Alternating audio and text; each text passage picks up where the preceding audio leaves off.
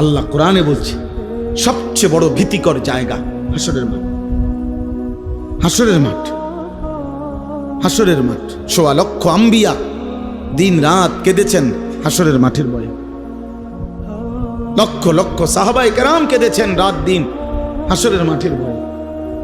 সারা পৃথিবীর সমস্ত আউলিয়ায়ে কেরাম দিনে রাতে চোখের পানি ফেলে কাঁদছেন। কি কারণে? যে নামাজ ফিরে ভুল করছে এই কারণে কান্দে, নাকি রোজা রেখে অপরাধ করছে এই জন্য কাঁদছে? হাসরের মাঠের ভয়ে কাঁদছে। নাহলে কান্দে কেন ওনারা? উনি তো নামাজ পড়ছেই, উনি কান্দবো কিত্ত তাহলে? উনি তো রোজা রাখছেই, উনি কান্দে কা? উনি তো দান সৎকার করছেই। কথা বোঝেন নাই আমার? উনি কান্দে কেন? কাঁদে হাসরের মাঠের ভয়ে।